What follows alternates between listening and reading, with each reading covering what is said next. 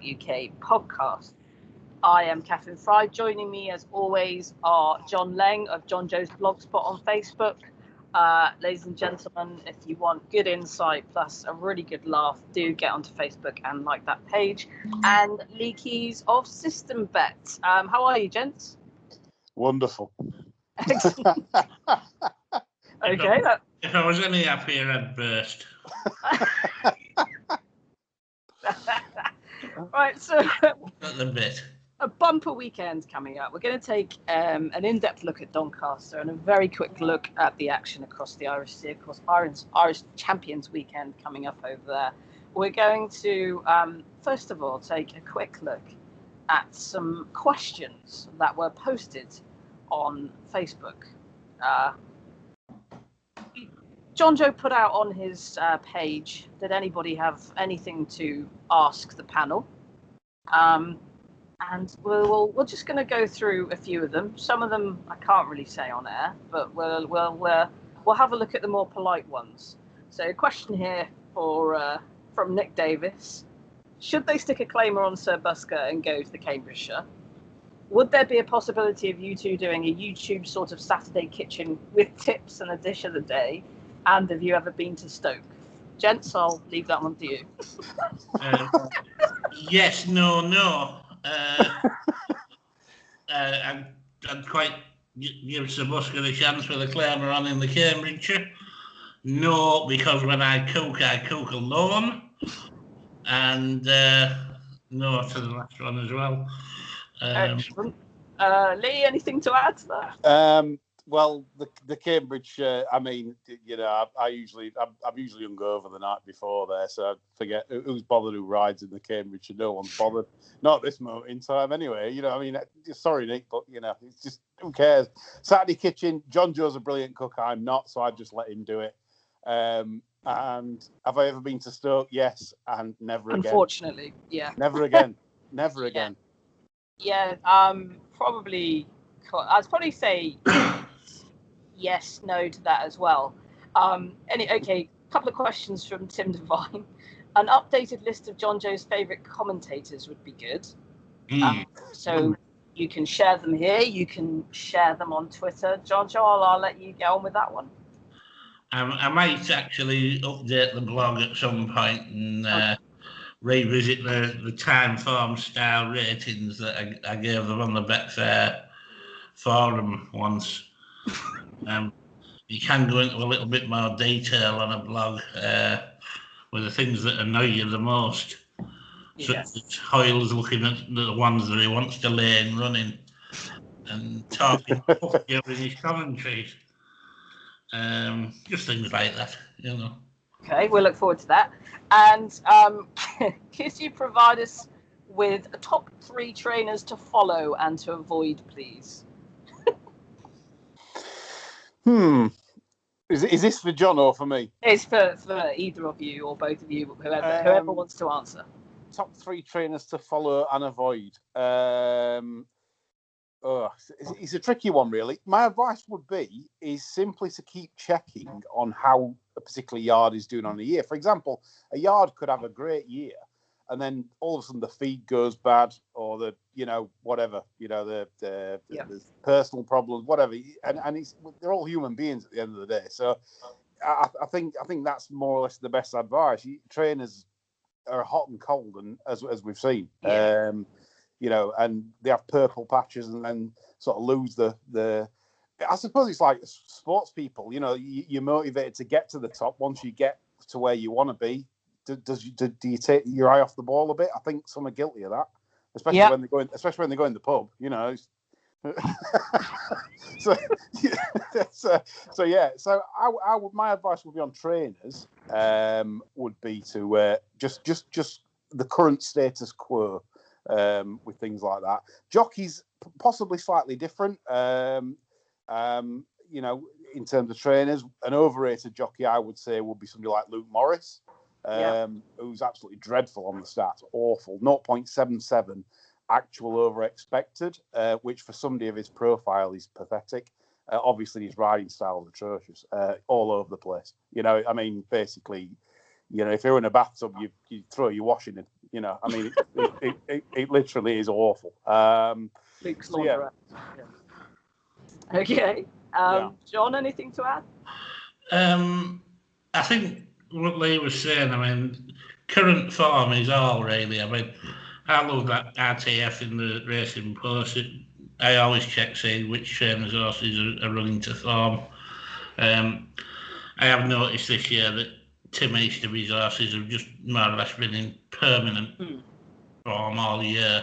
I think he's having a blinding season, and I think he's got the pedigree now to step up and become a legendary Northern trainer in the world of the likes of his brother and Captain Elsie and people like that actually won ledgers and things. You know, I mean, I know he's already won one ledger, but I think he can take the next step up now, couldn't Tim? Because I think he's a very solid performer now. Okay. All right, I'm just going to go with one more question. Why do places like Newmarket and Chelmsford have such big pace bias when the configurations of the tracks isn't as obvious as others for favouring front and prominent runners? That's from her on Facebook. Yeah, very, very good question, that from Will Hurt. I can answer that pretty well, actually. Most straight courses, particularly Newmarket, etc., play a tune to the wind. So basically, if the wind's behind, or if the wind's against in the faces, very, very difficult to make all. And the problem is, obviously, in the UK we have mainly westerly winds. So basically, if you get in a westerly, courses that are facing the headwind westerly are, for example, Doncaster, which we're covering. You know, Doncaster is sort of going towards it's not an exact westerly direction, but it's kind of in that way out. So obviously Doncaster's not very good from the front, and because mostly it blows from the west. Newmarket, when the wind blows behind, there's nothing to stop them getting into the rhythm. Chelmsford, that tends to play to the front end when they've not had racing for a while, i.e. the track's just not. It's probably the kickback's quite bad. And so the track then rises to the front end. You'll find after a while, and you've had weather elements on it, and the track's been properly looked after, then it will probably calm down a bit, and the bias will be lesser, as has been proven in the past. So I would look for straight tracks and make sure you study the wind. Okay. Yeah. Yeah. Sorry, very juvenile of me there. Yeah. No, absolutely. Anything to add to that, John? No, I think that's really comprehensive, actually. I'll go along with all of that. Okay, brilliant. Well, let's start looking at the big meeting at Doncaster. Of course, the pinnacle is the St Leger on Saturday. We've got 4 days to look at, starting with tomorrow. Guys, I'll start with the Scarborough Stakes at 210. Listed race over 5 furlongs. Favourites at the moment are Mossgill and Dakota Gold. Go for it. Where do you want to start? Well, Dakota Gold got beat the other day, didn't he? I think he ran into one. I tend to think Dakota Gold's probably back to his best. Really, his last 2 runs have probably made him all in. I think this track probably doesn't suit his running style as much as the likes of Ripman, where he's won recently. I think 10 Stone Toe's probably maybe just enough to stop him here. I think it's interesting that there's a couple of 2-year-olds in the race, actually. I'd favour Athletic Express out of those, I think. But it's not a race I particularly want to bet in. Okay. No problem. Lee, do you have a selection in there? Just cover it off briefly. I felt the Mossgill comes in as a really natural upward curve, progressive 4-year-old, in that everything he's doing is just getting better and better. I think he's the right favourite. I'm not going to tip him up as any kind of value, but I do think that they've got the right head of the market. I agree with John about Dakota Gold. I don't particularly think Doncaster's track. He's ran here before, and he's never at the heights he has elsewhere. I thought the 2-year-olds were interesting. The £22 weight for age allowance is rather lumpy, but Acclam Express still has it to do on my numbers to get involved. So I am surprised they're running here and not the Flying Childers. Right, okay. So not a betting race for you, but if push for selection, you'd go for the favourites. I would go for, but like I say, it's pretty obvious, so no play. Okay, no problem at all. So we'll move on to the Scepter, also a Group 3 event for fillies over 7 furlongs. And Jubiloso, the favourite here. Lee, I'll go to you first. Where would you like to start? Okie dokie. Yeah, Jubiloso, it's been a class act, really, and would probably beat these comfortably if she was sort of 100% right. I don't have that information. So... If she was mentally sound, I think there's a... Right. Yeah, I mean, she's a equine Rachel Riley, isn't she, really? Yeah. So, from the... so, like, I got a fancy in here. Just, again, it's more for sport, really. I found it interesting. Martin Mead trained Lisbeth. Okay. I thought interestingly campaigned at 6. No idea why. You win your debut at 7, and then all of a sudden you keep running at 6. I don't particularly think she's over keen. It's a Galileo dam sire. There's plenty of stamina there. 12-1, I think represents. I think she steps forward here. I'm not saying she's good enough to win, but she steps forward and sort of like it's worth looking at larger prices. Yeah. Okay, brilliant stuff. Okay, thanks, Lee. And John?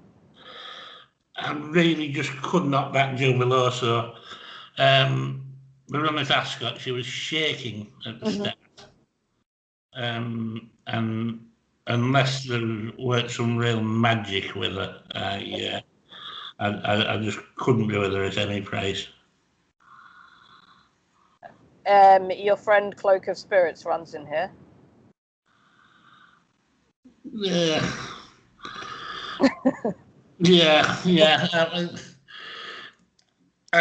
I could be tempted, but chances are it'll be another no-bet race for me. I would imagine. Because if they did work the magic on Jubiloso, I'd say thick. I'd rather sit it out, I think.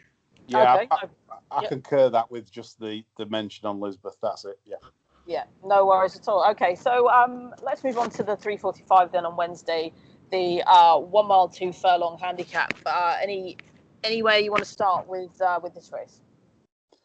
I found this reasonably tricky. I did think that Caradoc would go close to winning a race of this ilk if it settles. Now that's the key for me. You know, I mean, does it ever settle? I don't know, but it needs things to go its way. But it's definitely the most talented off the marks in question.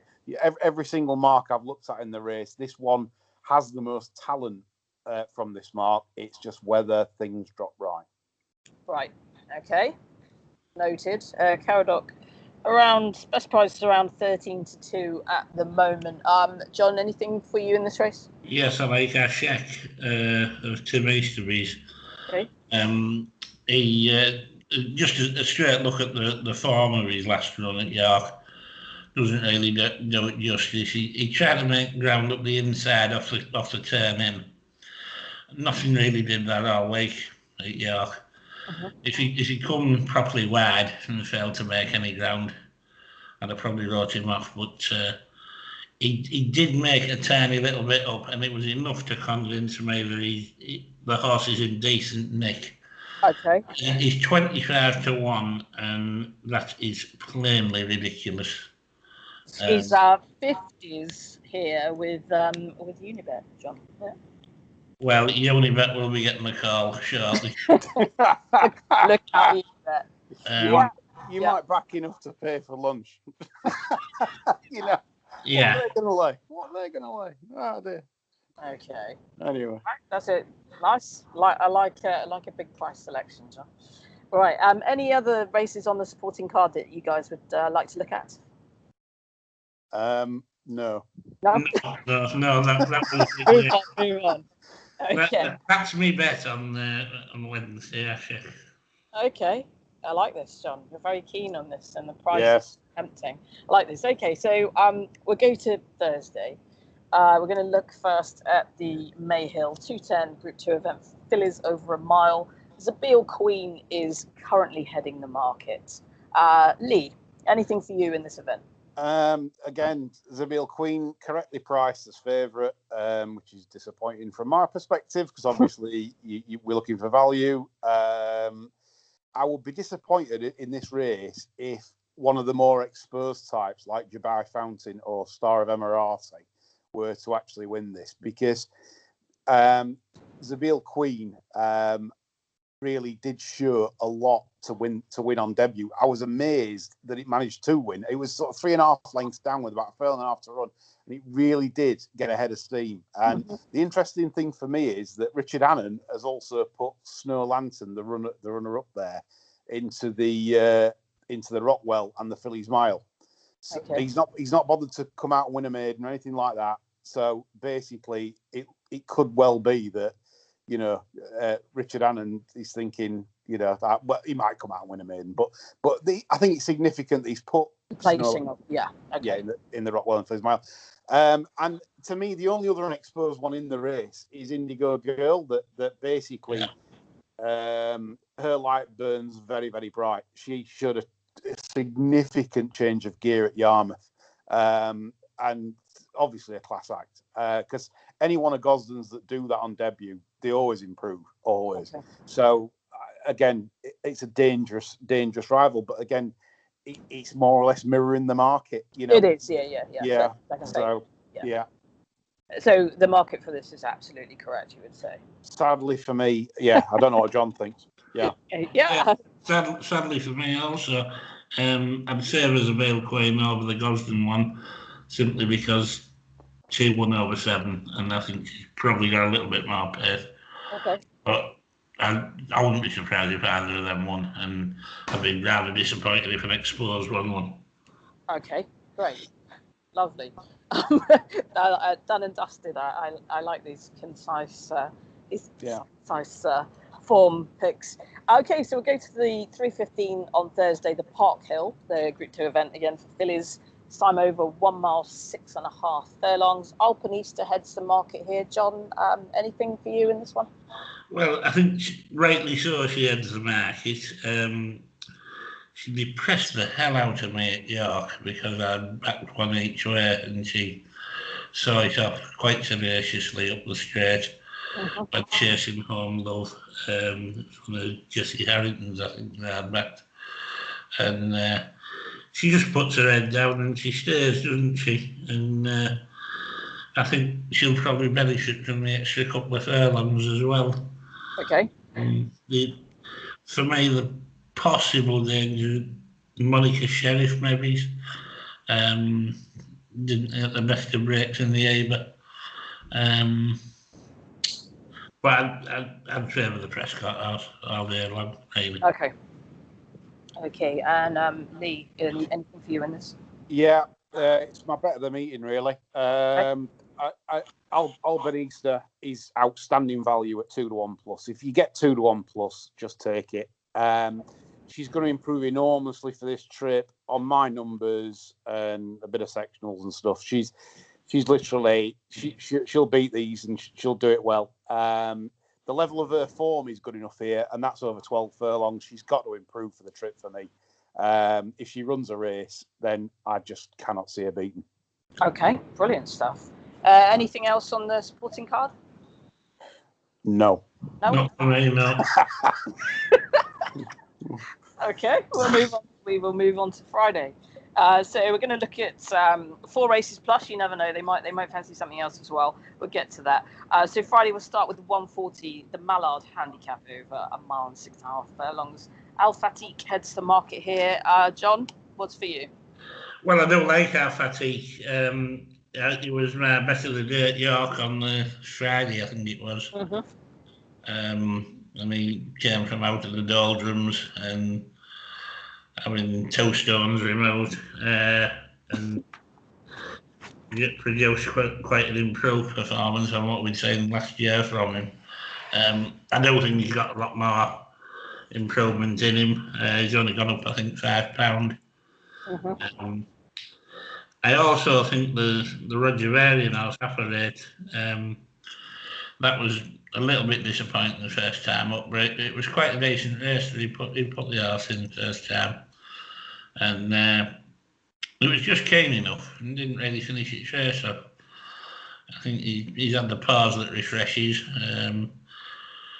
If that Zany can switch him off nicely, I would have thought that one would be the danger. Okay. And Lee, anything for you? Yeah. Again, yawn. Alpha Seek put up a pretty impressive performance on reappearance. Interestingly, got a £12 sectional timing upgrade, which is enormous. Which basically means that, especially with the lack of a 3-year-old entered, the only one that I can see entered at the moment is the one that's out of the handicap. And obviously, I don't think that's going to run. So, and obviously the weight for age is big, so there's no 3-year-old. There's no like. We had one we wanted in that, didn't we, Lee? Yeah. Well, we do know, but like, the idiot ran at Wolves on a Saturday night for some reason. But anyway, so yeah, so basically, it's the bounce factor rather than the opposition with this horse. You know, you can look all day, but if this horse runs his race, you're gonna have to go some to beat him with you know, like he did ever so well to win. I felt last time. Okay. Yeah. So He could be quite good, couldn't he? I think he's useful. Really, really, really useful. Yeah. Lovely. Okay. Right. So on to the 240, the Flying Childers over 5 furlongs. Sacred favourite at the moment. Lee, do you have a selection for us in the first? Yes. The 3-year-olds in this are first, 7th, 3rd, 7th, 2nd, 3rd, 1st, 4th, 3rd, 1st. So 8 out of 10, the 3-year-olds have finished in the 4 in this. And obviously, again, I keep going about weight for age, but it's still wrong. You know, there's too much weight they get. The 3-year-olds have beaten 72% of runners in this race. And I really feel that Revolver here is a great bet, 8-1. How can it be 8-1? I mean, it's just literally the horse has been winning with any amount in hand because it's so idle. It gets to the front and then just absolutely dosses, and so you just don't know what it's got. And to be honest, it's come from impossible positions off slow paces and still won. So I think this horse has got a lot in hand. So Revolver for me is a very, very good bet at 8-1. Okay. And John? I couldn't really argue with Revolver, to be honest. It wasn't a race I was going into so deeply, to be honest. Right. Okay. So another no bet for you. Pretty much. Okay. And how about the Donny Cup? Well, I think it's Nath Road's race to lose, which I kind of hope he does, because I'm loving the way the Screaming Kilt's having to find excuses for not winning so many cup races with all these cup-bred horses that he has, and you know, I mean, that like DXB goes on the missing list after finishing second 56 times in one season, and you know, I just enjoy watching the frustration at Kingsley House. Okay. I've just realised, have I just tipped the Flying Childers winner in the Doncaster Cup? You have, but don't worry about it. I was going to come back. But you led me quite nicely to ask John about the past. Incredible. So I was going to come back and say now about the Flying Childers. Yeah. Well, yeah. Anyway. Yeah. You did say it started on the gin, Catherine. I confess. Yeah, there's a large bowl of gin here. So yeah. Bowl of gin. Yeah, bowl. What are you doing? You got an all four. John, I wanted a vase. She wouldn't let me. But I'll ask you again, Lee. Anything in the Flying Childers? The Flying Childers, sorry, yeah. I mean, well, we don't want to back Revolver in the Flying Childers, but what we do want to do is possibly look at. I think Sacred is a little bit of value at 11-4 plus because I don't think the filly will be inconvenienced by the drop in trip. We'll like the drying ground. It's got the American pedigree and the Exceeding Excel, etc. And I'm just not really a fan of fillies against colts usually, but I think she's smart, and I couldn't put anyone off at 11-4 if that's what they fancy. Okay, and we'll end Friday with looking at the Flying Scotsman over 7 furlongs, 3:45. Al-Bashir hitting the market at the moment. John, have you got a bet for me in this race? That's the listed race, isn't it? Yeah. Lane Crash landed some fair bets on debut at Ascot. I think this is quite a nice horse. Okay, the Roger Varian horse. Yeah. Yeah. Okay, and Lee, anything in this one?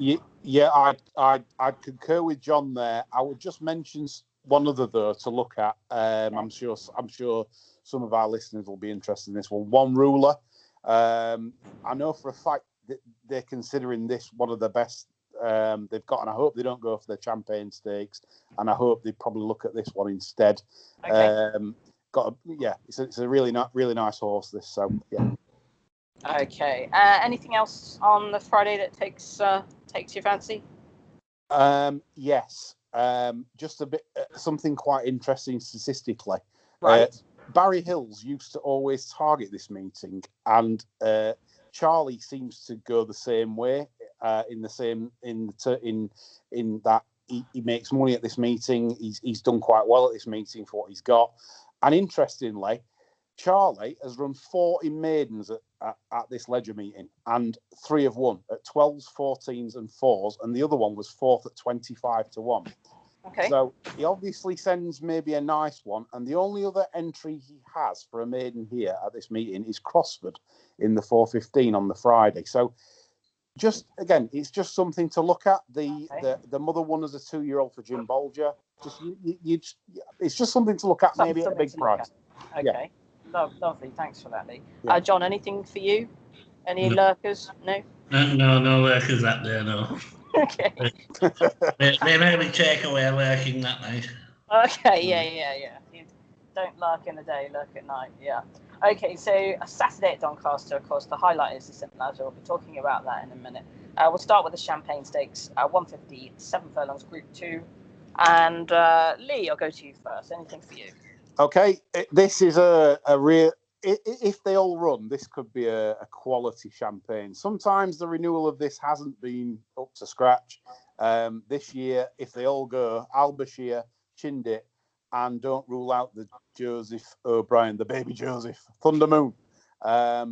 He won his barrier trial and he made a very taking debut, quick and clear at the Curragh. His time was good, the sectionals are good.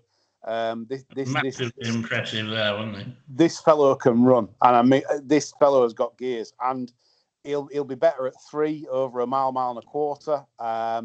And he's an exciting horse, 8-1. Again, I couldn't put anybody off of that. I like that at the prices. Mm-hmm. Al-Bashir and Chindit are the fashionable horses, the trendy horses, obviously that the public will like. But Thunder Moon is one of those that you should take a close look at.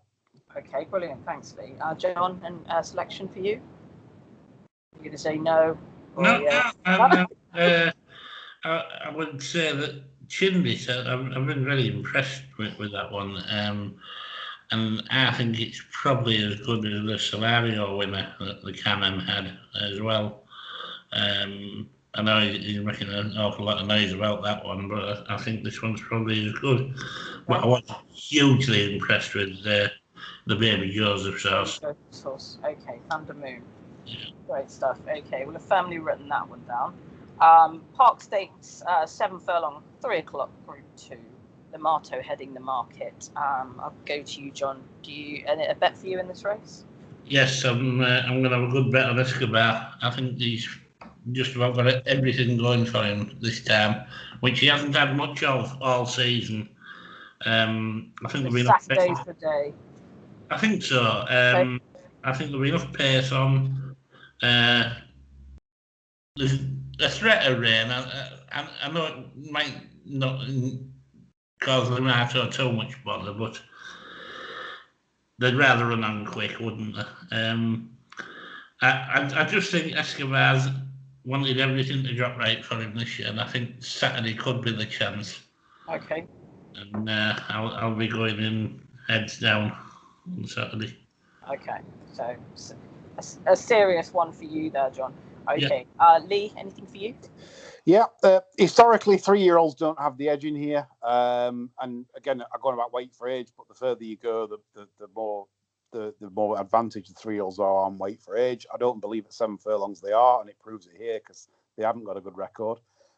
So basically, I would think Limato's beatable.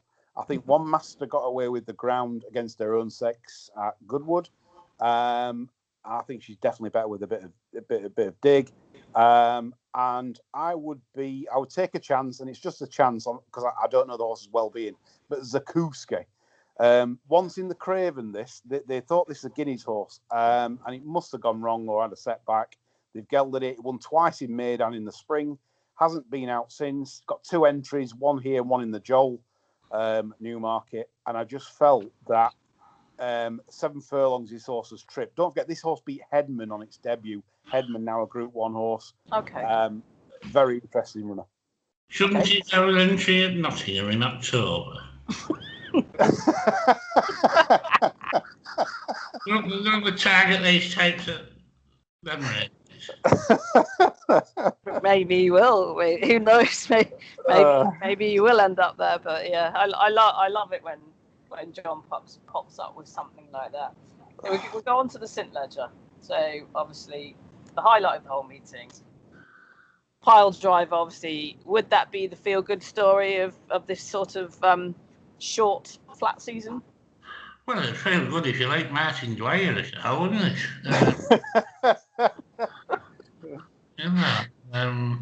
So no. Wasn't Martin Dwyer champion jockey in India? Or something like that.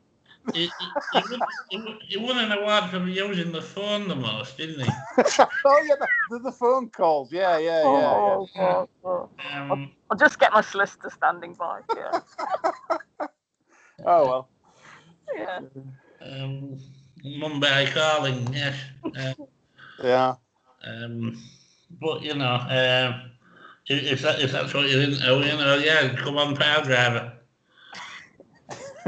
Not for you then, John. No. Okay. I couldn't play seriously on one I didn't really want to win. Yeah. Anything in the Leger for you, or a no bet race? Well, Santiago's got proven stamina and proven class. And won the Irish Derby. Mm-hmm. The one that wasn't too far behind him in the Irish Derby of Aiden's is possibly a little bit of value, but at this stage, I'm not really desperate to have a bet in the race. Okay, and Lee, anything in the Leger? Okay, basically, I'd be wary about Hookham. Obviously, a lot of people are tipping this, and I've seen it in various guises. A lot of good noises coming out of the yard, etc. Yeah. Simply because it's very sticky ground at Newbury that day, and he was getting that weight for age. God, I'm boring. I mean, how many times I've mentioned that? I mean, spread betting on that. Anyway, have you got to the point where you're actually boring yourself? Yeah. And I'm running out of gin as well. But the weight for age against the elders for me, like, probably exacerbated the winning distances. So I think he could be just flattered because before that he's beating Kipps. I mean, come on, how can you be 4-1 beating Kipps? I mean, yeah. You know. So anyway, so my selection would have to be at the prices again. No certainties, but English King, the Forgotten Horse. This horse basically had to run at gas pits. You know, I mean, Lingfield, Epsom, Goodwood. I mean, what shocking places to run at, really. You know, Badwood, as John calls it. Badwood, exactly. And I just feel, you know, a lovely flat, long straight, dropped out. Tom Marquandon, not that idiot that's riding in France. You know, I just think that horse dropped out, long straight to run at. That could be the making of him finally. And there's no problem for the trip with me. It's got a turn of speed, and I think English King 12-1 each way. Great bet. Okay, brilliant stuff. Anything else on the Saturday for either of you? Yes, in the Parkland. Okay. I like Count Dorsey as 2 Easterbies. I thought Thick Dave gave this a beautiful ride last time. Honestly, it was a thing of beauty. 2 furlongs out, I had a distant fanfare and saw Labradors running through meadows. Your happy place. It was wonderful, yes. Okay. Doesn't happen very often, but I know where you're going with that. When you've got one just dancing over the field and you're thinking, and you know, Dave just took a little bit of a pull 2.5 out. And I thought, well, you're not really as thick as I think, Dave. And it was wonderful. And yeah, this will win the Portland on Saturday. I'm absolutely convinced of it. I think it's in tremendous nick. Okay, and that's Count Dorsey. Yeah. Tim Easterby, David Allen, currently 12-1. Okay, Yeah. Brilliant. All right, I like that. Lee, anything else Saturday? Yes, pub. Yeah, that's it. Yeah. Do they do gin and bowls up north then? Yeah, absolutely. Yeah, as much as you want, really. As much as you want. Yeah. Yeah. Balls, troughs, clear on spars. Different game, isn't it? We don't get that down here. Yeah. It's not even the same spot. So across the sea, we have Irish Champions Weekend.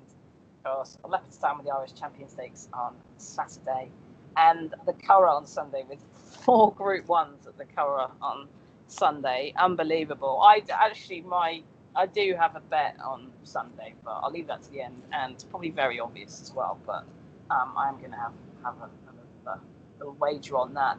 But today, Horse Racing Ireland released a press release about the Champion Stakes, and they report that Gaiath is on course for a 4th consecutive Group 1 success in the Irish Champion Stakes on the opening day of the meeting at Leopardstown on Saturday. His trainer Charlie Appleby revealed at lunchtime on Tuesday. Gaiath will work tomorrow morning. We will have a final decision then, and if everyone is happy, our intention is to fly to Dublin on Saturday morning. Irish Champion Stakes, guys, do you have a word on that? Well, I just wonder what the hell Aidan O'Brien's planning on doing, really, because surely Gaiath's not just going to be left alone on the front again. Mm-hmm. I mean, I'm not saying he's not a rattling good horse. Mm-hmm. He is. Yeah. But the last twice now, we've just seen training stupidity is its absolute finest. These people know exactly what this horse is about, and nobody's trying to get in his grill yet, have they? You know. Mm-hmm. Okay. And if you've got the horsepower that Aidan O'Brien has, why wouldn't you? Yeah, have a crack. Yeah. Okay. Anything that you want to back in Ireland this weekend, John? Not especially. Okay. Think, once I've collected up Count Dorsey in the Parkland, I'll be putting my feet up. Not going to the pub, no? No. I like that. Lee, Irish Champion Stakes and anything for you in Ireland at the weekend? There's no Irish bets as such for me this weekend, but in the Irish Champion, like John said, I will be astonished if they let that horse turn up in their backyard and just boss it. And just and like a parade, like it's been so far. Don't get me wrong, Gaiath is a fantastic horse. Yeah. The fractions he does is lung busted. He can continue it for furlong after furlong after furlong. But the point is, he's also, they describe him as, he can be on edge, and I'd be amazed if they don't do something, like a firecracker to set him off. I mean, that's the game. You've got to go to their backyard. It's €477,000 for the winner. surely, you know, I mean, they might not be all about the money, but the point is the same. You can't let the opposition go to your own backyard and then just boss them like before. I can't see it. I can see some naughtiness. Yes. Sorry, Lee, are we still talking about the colour, or are you? Oh yes, sorry. The Irish race. Sorry, yes, I can see. I mean, that could sound sorry. Is that? Yeah, I was like, what? Yeah. I essentially just said, yeah. So anyway, I can see. You can see Michael Bowlby looking over at the jockey and gas and saying, "I'm sorry, I didn't want to do this," but.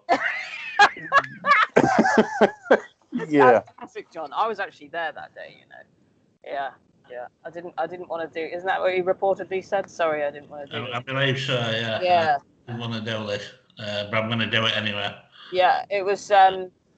Wasn't that Carville's Hill? Golden Phrase, yeah. Yeah, that was it. Yeah. Good old Jenny. That was when Carville's Hill had moved to Pipe, hadn't he? From Yeah. Draper. Yeah. Nobody cares about horses as much as Jenny are. That was my formative teenage years, that, John. You see, I was there that day, a very impressionable teenager.